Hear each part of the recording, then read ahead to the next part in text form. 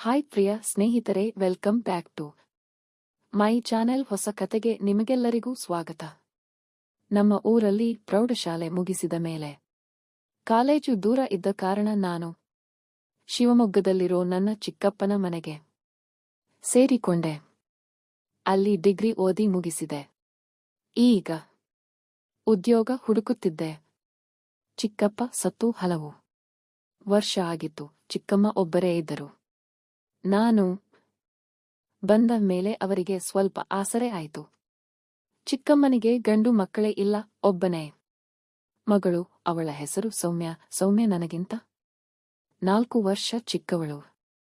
ಚಿಕ್ಕಮ್ಮ ಎಲ್ಲೆಲ್ಲಿ ಹೋಗಬೇಕಾದರೂ ನಾನೇ ಕರೆದುಕೊಂಡು ಹೋಗುತ್ತಿದ್ದೆ. ಅವರಿಗೆ ಧೈರ್ಯವೂ ಆಗುತ್ತಿತ್ತು, ಸಹಾಯವೂ ಆಗುತ್ತಿತ್ತು. ಕೆಲವು ವರ್ಷಗಳ ನಂತರ ಸೌಮ್ಯಳಿಗೆ ಮದುವೆ ಫಿಕ್ಸ್ ಆಯಿತು. ಭದ್ರಾವತಿಯ ಒಬ್ಬ ಹುಡುಗನ ಜೊತೆ ಸಂಬಂಧ ಬಂದಿತು. ಮದುವೆ ಆದ ಮೇಲೆ ಸೌಮ್ಯ ಅತ್ತೆ ಮನೆಗೆ ಹೋದಳು. ಅವಳು ಇರುವವರೆಗೆ ಚಿಕ್ಕಮ್ಮನಿಗೆ ಅಡುಗೆ ಮನೆ ಕೆಲಸದಲ್ಲಿ ದೊಡ್ಡ ಸಹಾಯ ಇತ್ತು. ಈಗ ಚಿಕ್ಕಮ್ಮ ಒಬ್ಬರೇ ಆಗಿ ಆಗಾಗ್ಗೆ ಮಗಳನ್ನ ನೆನಪಿಸಿಕೊಂಡು ನನ್ನ ಜೊತೆ ಮಾತಾಡುತ್ತಿದ್ದರು. ನೀನು ನಮ್ಮ ಜೊತೆ ಇದ್ದಿದ್ದೀಯಲ್ಲ, ತುಂಬಾ ಒಳ್ಳೆಯದಾಯಿತು. ನಿನ್ನ ಅಪ್ಪ ಅಮ್ಮನಿಂದ ದೂರ ಇದ್ದು ನನ್ನ ಕಾಳಜಿ ವಹಿಸಿಕೊಂಡಿದ್ದೀಯಲ್ಲ ಅಂತೆಲ್ಲ ಹೇಳಿ ಒಮ್ಮೆಲೆ ಕಣ್ಣೀರು ಹಾಕುತ್ತಿದ್ದರು. ನಾನು ಸಮಾಧಾನ ಮಾಡುತ್ತಿದ್ದೆ. ಅದೇನು ದೊಡ್ಡ ವಿಷಯ ಅಲ್ಲ ಚಿಕ್ಕಮ್ಮ, ನಮ್ಮ ಮನೆಯಲ್ಲಿ ಅಪ್ಪ ಅಮ್ಮನ ನೋಡಿಕೊಳ್ಳೋಕೆ ಅಣ್ಣ ತಮ್ಮ ಇದ್ದಾರಲ್ಲ. ಅಲ್ಲದೆ ನಾನು ತಿಂಗಳಿಗೊಮ್ಮೆ ಹೋಗಿ ಬರ್ತೀನಿ. ಅದಕ್ಕಿಂತ ನನ್ನ ಓದಿಗೆ ನೀವೇ ದೊಡ್ಡ ಸಹಾಯ ಮಾಡಿದ್ದೀರಿಯೇ ಅಂತ. ಚಿಕ್ಕಮ್ಮನಿಗೆ ಸ್ವಲ್ಪ ಮಂಡಿ ನೋವಿತ್ತು. ಮನೆ ಕೆಲಸ ಎಲ್ಲ ಒಬ್ಬರೇ ಮಾಡೋಕೆ ಕಷ್ಟವಾಗುತ್ತಿತ್ತು. ಒಬ್ಬ ಕೆಲಸದವನನ್ನ ಇಟ್ಟುಕೊಳ್ಳೋಣ ಅಂತ ನಾನೇ ಸಲಹೆ ಕೊಟ್ಟೆ. ಮನೆಯಲ್ಲೇ ಉಳಿದುಕೊಂಡು ಸಹಾಯ ಮಾಡಿದ್ರೆ ಚೆನ್ನಾಗಿರುತ್ತೆ ಅಂತ ಅನ್ಕೊಂಡೆ. ಆದರೆ ಯಾರೂ ಸುಲಭಕ್ಕೆ ಸಿಗಲಿಲ್ಲ. ಕೊನೆಗೆ ಚಿಕ್ಕಮ್ಮನ ಪರಿಚಯದ ಮನೆಯ ಹತ್ತಿರದಲ್ಲೇ ಇದ್ದ ಒಂದು ಮನೆಯಿಂದ ಒಬ್ಬ ಹುಡುಗಿ ಬರಲು ಒಪ್ಪಿದಳು. ಬೆಳಗ್ಗೆ ಬಂದು ಕೆಲಸ ಮುಗಿಸಿ ಸಾಯಂಕಾಲ ಮನೆಗೆ ಹೋಗುತ್ತಿದ್ದಳು. ಅವಳ ಹೆಸರು ರೇಖಾ. ನೋಡಲಿಕ್ಕೆ ತುಂಬಾ ಚೆಂದ, ಮೈ ಕೈ ಚೆನ್ನಾಗಿ ತುಂಬಿಕೊಂಡಿದ್ದಳು. 10ನೇ ತರಗತಿ ಓದಿ ಮನೆಯ ಆರ್ಥಿಕ ಸಮಸ್ಯೆಯಿಂದ ಓದು ಬಿಟ್ಟಿದ್ದಳು. ರೇಖಾ ಬಂದ ಮೇಲೆ ಚಿಕ್ಕಮ್ಮನಿಗೆ ತುಂಬಾ ಅನುಕೂಲವಾಯಿತು. ರೇಖಾ ಚೊಕ್ಕಾಗಿ ಕೆಲಸ ಮಾಡುತ್ತಿದ್ದಳು. ಮನೆ ಕೆಲಸ ಬೇಗ ಮುಗಿಸಿ ಅಡುಗೆಯನ್ನು ಮಾಡಿ ಬಿಡುತ್ತಿದ್ದಳು. ಆದ್ದರಿಂದ ಚಿಕ್ಕಮ್ಮ ಮಧ್ಯಾಹ್ನ ಊಟ ಮುಗಿಸಿ ಗೆಳತಿಯರ ಮನೆಗೆಲ್ಲ ಹೋಗಿ ಬರಲು ಶುರು ಮಾಡಿದರು. ರೇಖಾ ಮನೆಯ ಜವಾಬ್ದಾರಿ ಸಂಪೂರ್ಣ ತೆಗೆದುಕೊಳ್ಳುತ್ತಿದ್ದಳು. ನಾನು ಗೆಳೆಯರ ಜೊತೆ ಆಗಾಗ್ಗೆ ಸುತ್ತಾಡಲು ಹೋಗುತ್ತಿದ್ದೆ. ಗೆಳೆಯರ ಜೊತೆ ಸೇರಿ ಯೌವನದ ಜಿಗಿಯುತ್ತಿದ್ದಂತೆ ನಾನು ಸ್ವಲ್ಪ ದಾರಿ ತಪ್ಪಿದ್ದೆ. 9-10 ಗಂಟೆ ರಾತ್ರಿಯಾಗುತ್ತಿತ್ತು. ಒಮ್ಮೊಮ್ಮೆ ಬೇಜಾರಾದಾಗ ರೂಮಿನಲ್ಲಿ ಒಬ್ಬನೇ ಕೂತು ಮೊಬೈಲ್ನಲ್ಲಿ ಆ ರೀತಿಯ ವಿಡಿಯೋಗಳನ್ನ ನೋಡಿಕೊಂಡು ಸಮಯ ಕಳೆಯುತ್ತಿದ್ದೆ. ಅದು ತುಂಬಾ ರೋಮಾಂಚನ ಕೊಡುತ್ತಿತ್ತು. ಒಂದು ದಿನ ಹೀಗೆ ಫೋನ್ನಲ್ಲಿ ಮುಳುಗಿದ್ದೆ. ರೂಮಿನ ಬಾಗಿಲು ಲಾಕ್ ಮಾಡಿರಲೇ ಇಲ್ಲ. ರೇಖಾ ಯಾವಾಗ ಬಂದಳು, ಹಿಂದೆ ನಿಂತಳು ಗೊತ್ತೇ ಆಗಲಿಲ್ಲ. ಸ್ವಲ್ಪ ಹೊತ್ತಿನ ನಂತರ ಅವಳು ನನ್ನ ಭುಜದ ಮೇಲೆ ಕೈ ಇಟ್ಟಳು.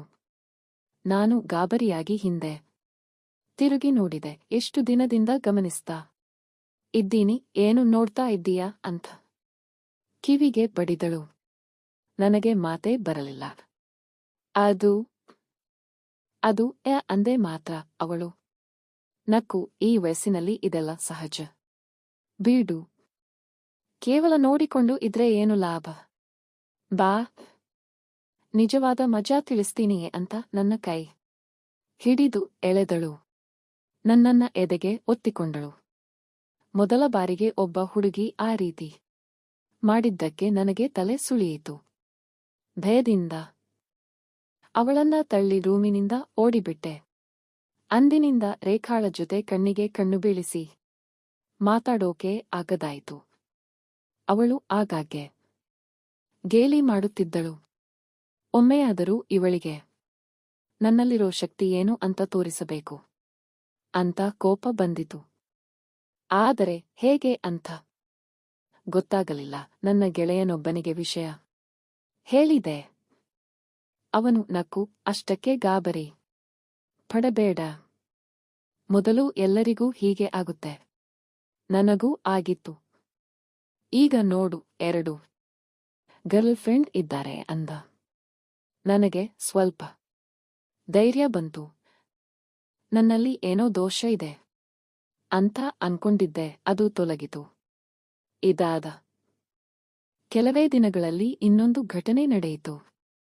ಇದ್ದಕ್ಕಿದ್ದಂತೆ ಚಿಕ್ಕಮ್ಮನ ಮಗಳು ಸೌಮ್ಯ ತವರು ಮನೆಗೆ ಬಂದಳು. ಬಂದವಳ ಕಣ್ಣು ಕೆಂಪು, ಕೋಪದಲ್ಲಿದ್ದಳು. ಚಿಕ್ಕಮ್ಮ ಕಾರಣ ಕೇಳಿದರು. ಸೌಮ್ಯ ಗೊಣಗಲು ಶುರು ಮಾಡಿದಳು. ಗಂಡನಿಗೆ ನನ್ನ ಮೇಲೆ ಯಾವ ಆಸಕ್ತಿಯೂ ಇಲ್ಲ. ರಾತ್ರಿ ಬಂದು ಸುಮ್ಮನೆ ಮಲಗಿಬಿಡುತ್ತಾನೆ. ನನ್ನತ್ತ ತಿರುಗಿಯೂ ನೋಡುವುದಿಲ್ಲ ಅಂತ ನಾನು ಹತ್ತಿರ ನಿಂತು ಕೇಳುತ್ತಿದ್ದೆ. ಚಿಕ್ಕಮ್ಮ ಅವಳನ್ನ ತಡೆದು, ಮೊದಲು ಫ್ರೆಶ್ ಆಗು, ಎಲ್ಲ ಮಾತಾಡೋಣ ಅಂತ ಸಮಾಧಾನ ಮಾಡಿದರು. ನನಗೆ ಅವಳ ಬ್ಯಾಗ್ ಒಳಗೆ ಇಡೋಕೆ ಸಹಾಯ ಮಾಡು ಅಂದರು. ನಾನು ಬ್ಯಾಗ್ ಎತ್ತಿಕೊಂಡು ನನ್ನ ರೂಮಿಗೆ ಹೋಗುತ್ತಿದ್ದೆ. ಚಿಕ್ಕಮ್ಮ ತಡೆದು, ಅವಳ ರೂಮಿಗೆ ಇಡು. ಮದುವೆಗೆ ಮುಂಚೆ ನೀವಿಬ್ಬರೂ ಒಂದೇ ರೂಮಿನಲ್ಲಿ ಇದ್ದಿದ್ದೀರಿ ಅಲ್ವಾ? ಆದರೆ ಈಗ ನೀವಿಬ್ಬರೂ ದೊಡ್ಡವರಾಗಿದ್ದೀರಿ ಅಂದರು. ನಾನು ಸರಿಯೇ ಅಂತ ಅವಳ ರೂಮಿಗೆ ಇಟ್ಟೆ. ಮರುದಿನ ಸೌಮ್ಯ ಬಟ್ಟೆ ಒಗೆಯುತ್ತಾ ಕುಂತಿದ್ದಳು. ನಾನು ಹತ್ತಿರ ಹೋಗಿ ಮಾತಾಡುತ್ತಿದ್ದೆ. ಅವಳು ಬಗ್ಗಿದಾಗ ನನ್ನ ಕಣ್ಣು ಅವಳ ಸೌಂದರ್ಯದ ಮೇಲೆ ನೆಟ್ಟಿತು. ತಡೆಯಲಾಗದೆ ಹೋದೆ. ಇದ್ದಕ್ಕಿದ್ದಂತೆ ಒಂದು ಅರ್ಜೆಂಟ್ ಕೆಲಸ ಇದೆ ಅಂತ ಹೇಳಿ ಓಡಿಹೋದೆ. ಅವಳು ಹಿಂದೆ ಕೂಗಿದಳು, ಏನಾಯ್ತು? ನಾನು ಬಾತ್ರೂಮಿಗೆ ಹೋಗಿ ಬಂದೆ. ಇನ್ನೊಂದು ದಿನ ಸೌಮ್ಯ ಸ್ವೀಟ್ ಮಾಡಿದ್ದಳು. ಊಟದ ಸಮಯದಲ್ಲಿ ಬಡಿಸುವಾಗ ಮತ್ತೆ ಬಗ್ಗಿದಳು. ನನ್ನ ಒಳಗೆ ಏನೋ ಕೆರಳಿತು. ಅಯ್ಯೋ, ತಲೆ ಸುತ್ತಿದೆ ಅಂತ ಎದ್ದು ಬಾತ್ರೂಮಿಗೆ ಓಡಿದೆ. ವಾಪಸ್ ಬಂದಾಗ ಸೌಮ್ಯ ಕೇಳಿದಳು, ಏನಾಯ್ತು ನಿನಗೆ? ಯಾಕೆ ಓಡಾಡ್ತಾ ಇದ್ದೀಯಾ? ನಾನು ಹೊಟ್ಟೆ ಸ್ವಲ್ಪ ಅಂತ ತಪ್ಪಿಸಿಕೊಂಡೆ.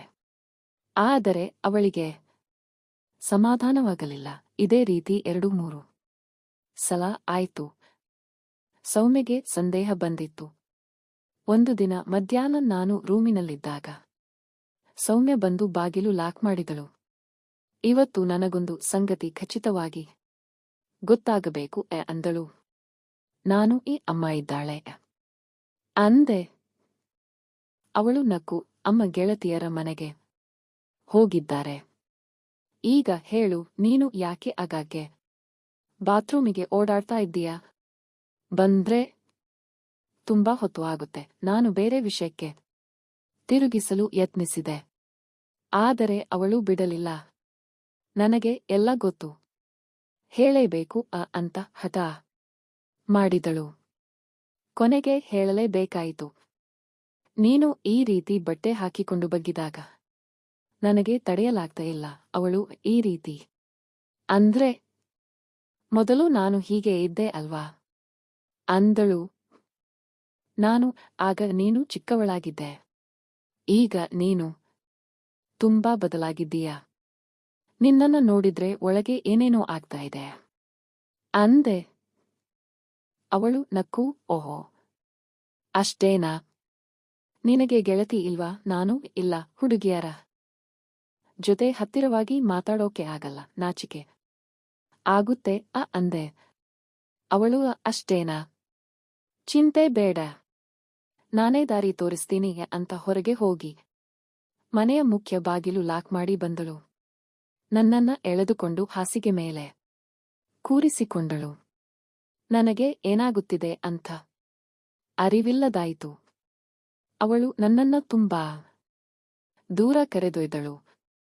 ಮೊದಲ ಬಾರಿಗೆ ಆ ರೀತಿ ಅನುಭವವಾಯಿತು. ಅದಾದ ನಂತರ ಅನೇಕ ಸಲ ನಾವಿಬ್ಬರೂ ಒಬ್ಬೊಬ್ಬರು ಆಸೆಗಳನ್ನ ತೀರಿಸಿಕೊಂಡೆವು. ಒಂದು ದಿನ ನಾನು ರೇಖಾಳ ಜೊತೆ ನಡೆದಿದ್ದನ್ನ ಸೌಮ್ಯಳಿಗೆ ಹೇಳಿದೆ. ಅವಳು ತುಂಬಾ ನಕ್ಕಳು. ಅಯ್ಯೋ, ಅದು ಆಗಿತ್ತಾ? ಈಗ ನೀನು ಸಂಪೂರ್ಣ ಪುರುಷನಾಗಿದ್ದೀಯಾ ಅಂತ ನನ್ನ ತೋಳು ಗಟ್ಟಿಯಾಗಿ ಹಿಡಿದು ಧೈರ್ಯ ತುಂಬಿದಳು. ಇದಾದ ಕೆಲವೇ ದಿನಗಳಲ್ಲಿ ಒಂದು ದಿನ ಚಿಕ್ಕಮ್ಮ ಹಾಗೂ ಸೌಮ್ಯ ಒಂದು ಕಾರ್ಯಕ್ರಮಕ್ಕೆ ಹೋಗಿದ್ದರು. ನಾನು ಮನೆಯಲ್ಲಿ ಒಬ್ಬನೇ ಇದ್ದೆ. ರೇಖಾ ಎಂದಿನಂತೆ ಕೆಲಸಕ್ಕೆ ಬಂದಳು. ನಾನು ಬೇಕೇ ಬೇಕು ಅಂತ ಶರ್ಟ್ ಹಾಕಿಕೊಳ್ಳದೆ ಬರೀ ಬನಿಯನ್ನಲ್ಲಿ ಇದ್ದೆ. ಅವಳು ನನ್ನ ಕಡೆ ನೋಡಿ ಒಮ್ಮೆಲೆ ನಕ್ಕಳು. ನಾನು ಏನು ನಗ್ತಾ ಇದ್ದೀಯಾ ಅಂತ ಕೇಳಿದೆ. ಏನಿಲ್ಲ ಅಂತ ಮತ್ತೆ ನಕ್ಕಳು. ನಾನು ಈಗ ಹೇಳು ಅಂದೆ.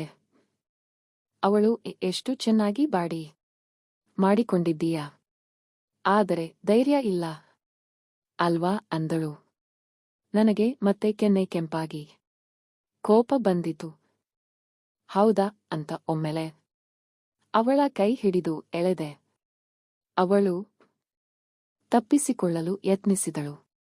ಆದರೆ ನಾನು ಬಿಡದೆ ಗಟ್ಟಿಯಾಗಿ ಒತ್ತಿಕೊಂಡೆ.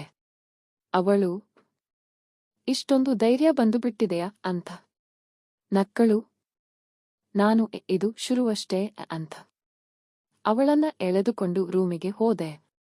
ಅರ್ಧ ಗಂಟೆಯ ನಂತರ ಇಬ್ಬರೂ ನಗುತ್ತಾ ಹೊರಗೆ ಬಂದೆವು.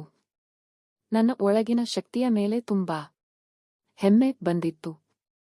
ಇದು ಇವತ್ತಿನ ಕತೆ. ಇಲ್ಲಿಗೆ ಮುಗಿಯಿತು. ಕತೆ ಹೇಗಿತ್ತು ಅಂತ ಕಮೆಂಟ್ ಸೆಕ್ಷನ್ ನಲ್ಲಿ ಹೇಳಿ.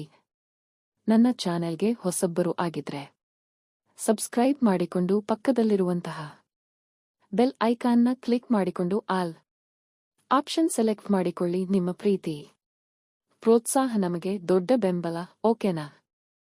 ಮತ್ತೊಮ್ಮೆ ಮೀಟ್ ಮಾಡೋಣ ಮತ್ತೊಂದು ರೋಚಕವಾಗಿರುವಂತಹ ಕತೆ ಜೊತೆಗೆ. ಅಲ್ಲಿವರೆಗೂ ಬೈ ಬೈ.